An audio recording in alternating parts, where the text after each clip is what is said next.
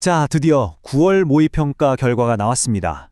수능 전에 보는 마지막, 정말 중요한 시험이잖아요. 이 점수가 남은 기간 동안 여러분에게 어떤 의미가 될지 지금부터 하나하나 속 시원하게 파헤쳐 보겠습니다. 자, 이걸 한번 보시죠. 91,609. 이게 대체 무슨 숫자일까요? 바로 과학탐구, 과탐 응시자 수입니다. 근데 이게 왜 중요하냐면 역대 최저치거든요. 사실상 이번 9월 모평 전체를 꿰뚫는 가장 핵심적인 키워드라고 할 수 있어요. 도대체 왜 이런 현상이 벌어졌는지 같이 한번 깊게 들여다 보겠습니다. 네, 그럼 먼저 주요 과목부터 한번 살펴볼게요. 국어, 수학, 영어. 다들 어려웠다, 쉬웠다 말이 많은데 과연 실제 난이도는 어땠을까요? 결론부터 말씀드리면 국어가 정말 확 어려워졌습니다. 반면에 수학이랑 영어는 작년 수능하고 거의 비슷하거나 거의 같은 수준이었다고 보시면 돼요. 자, 이 데이터를 보시면 바로 감이 오실 거예요. 국어 표준 점수 최고점이 무려 143점까지 치솟았어요. 수학이 140점이었던 걸 감안하면 국어가 얼마나 변별력이 높았는지 알 수 있죠. 심지어 절대평가인 영어 1등급 비율도 4.5%밖에 안 됐습니다. 정말 빡빡했죠. 이게 얼마나 충격적인 수치냐면요. 작년 수능에서는 국어 만점자가 1000명이 넘었거든요. 그런데 이번엔 딱 8명입니다. 8명. 정말 말도 안 되게 줄어든 거죠. 국어. 정말 불국어였습니다. 자, 이렇게 국어가 어려워지니까 어떤 일이 벌어졌을까요? 바로 이게 이번 시험의 가장 큰 화두, 사탐런 현상으로 이어집니다.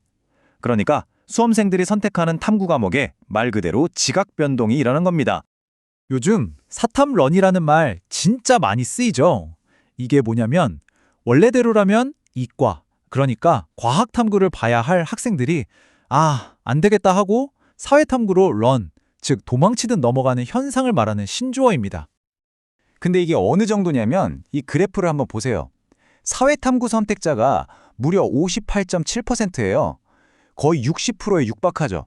반대로 과학탐구는 41.3%에 그쳤습니다. 완전히 역전된 거죠.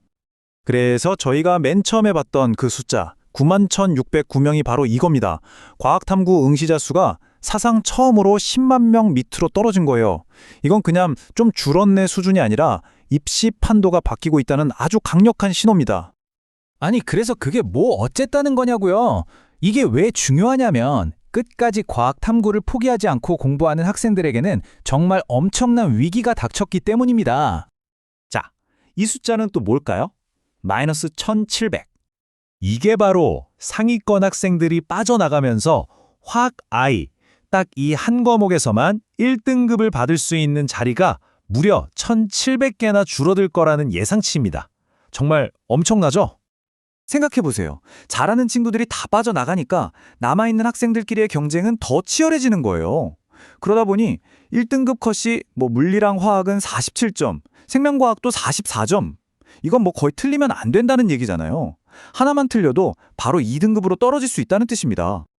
그래서 전문가들이 뭐라고 하냐면 지금 과탐 보는 학생들은 정말 각오해야 한다는 겁니다. 지금부터 공부량을 훨씬 더 늘리지 않으면 원하는 등급을 지키기가 정말 어려워졌다는 거죠. 이게 현실입니다. 자, 지금까지 좀 무거운 얘기를 많이 했는데요. 그럼 제일 중요한 거.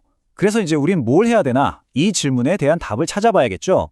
남은 시간 어떻게 보내야 할지 구체적인 전략을 한번 짜봅시다. 전문가들이 이구동성으로 말하는 딱 3가지가 있습니다. 첫째, 내가 뭘 틀렸는지 철저하게 분석해야 합니다. 그냥 틀렸네 하고 넘어가면 절대 안 돼요. 둘째, 일주일에 최소 3번은 실전처럼 시간을 재고 모의고사를 풀어보는 겁니다. 감을 잃지 않는 게 중요하거든요. 그리고 마지막, 가장 중요하죠. 바로 꾸준함입니다. 이 2가지를 끝까지 밀고 나가는 힘이요. 그리고 이걸 꼭 기억해 주세요. 9월 모평 1등급 받았다고 자만해서도 안 되고 2등급, 3등급 받았다고 좌절할 필요도 전혀 없습니다. 이건 여러분의 최종 성적표가 아니에요. 아직 얼마든지 역전의 기회는 남아 있습니다. 이번 9월 모의평가는요, 여러분의 최종 목적지가 아닙니다. 목적지까지 가는 길을 알려주는 지도일 뿐이에요. 이제 이 지도는 여러분 손에 쥐어졌습니다.